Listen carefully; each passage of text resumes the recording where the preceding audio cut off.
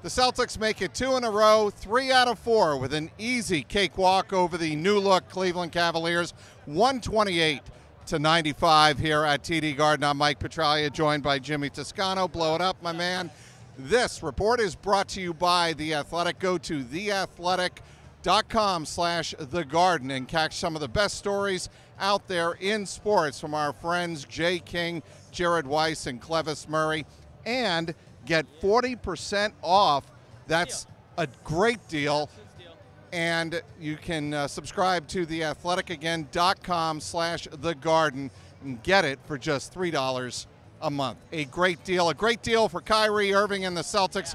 Kyrie Irving, 29 points. The Celtics needed him early on when there wasn't a lot of energy in the building.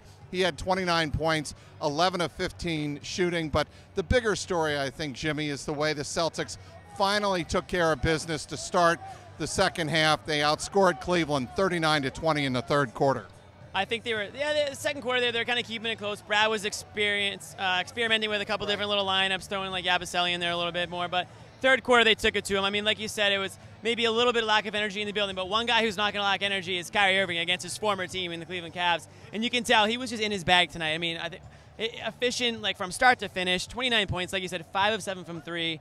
And this is a guy who you can tell he's coming into his own now. You can tell we're getting into midseason form here. You know what I think it was also important tonight? The two Marcuses again. And Marcus Smart in the starting lineup, and both Marcuses in the starting lineup. Their second straight game. They look great together. And the question for Brad Stevens is going to be, how will this impact the rest of the bench, namely Jaylen Brown and Gordon Hayward? I mean, you can't. If you're Brad Stevens, you can't mess with success, because the big issue they had to start the year was that they couldn't seem to mesh or gel on that starting lineup. So now you've got almost like you've got a first unit and you got a second unit now. So when Jaylen Brown comes back, I think he comes off the bench. You know, you don't want to rush him back off an injury anyway, so he comes off the bench, and now you've got a lineup where they've been performing, and now you've got a second unit that's better than a lot of starting lineups out there. So I think what they have going right now is good. You don't mess with it. I think when you get Horford back, Bane slides back to the bench. And, you know, Marcus Morris tonight, talk about a guy who's embraced his role no matter what it is this year. Whether he's coming off the bench or starting, he's hit every big shot asked of him. All right, and also this was an important game for a couple of reasons going into tomorrow night. Al Horford with a bulky knee. This is actually before the game. Brad Stevens said this was a scheduled maintenance night off, so Al Horford did not play. And the Celtics have Minnesota, half the country away, tomorrow night. I mean, we got to talk to the schedule makers about that one. I mean, that's like one of those scheduled losses almost. I mean, they might be on the plane right now. The game ended 10 minutes ago, but it's tough to go across the country like that. I mean, playing a young Timberwolves team that's going to be ready to go. It's going to be up for them. I mean, every team, aside from the Cavs apparently, gets up for the Celtics. So this isn't going to be a cakewalk. They're going to need it's good that Horford had the night off, because they're going to need a healthy Horford tomorrow to go up a guy, Anthony Towns, excuse me, who is obviously a stud. All right, and obviously two stats that stick out to me. The Celtics shoot nearly 50% from three-point range, and they outscore the Cavaliers by 18 in the paint.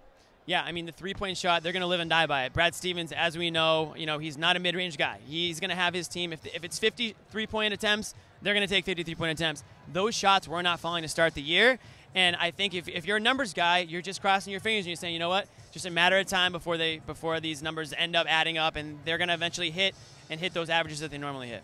And it was great to see Big Game Bob get in there. He is now 6 for 6 in his Celtics/NBA career. He has not missed, but as Perkins better watch out. That field goal percentage. Maybe that's why Danny Ainge said Perkins is not quite a fit for our team right now. Who knows? Right. But anyway, a great energy night to finish this one off. Geno time with 3.5 minutes to go in the game. Good news all around. The Celtics beat the Cavaliers 128-95. Yes, he is. It's always a good night when Tommy's in the building and the Celtics come out on top. This Celtics postgame report has been brought to you by The Athletic. Go to theathletic.com/thegarden and receive 40% off your subscription. Again, go to theathletic.com/thegarden for a great subscription for the cost of just $3 a month. You can't lose. Cup of coffee. The cost of a bad cup of coffee. That's Jimmy Toscano. I'm Mike Petralia, CLNS Media.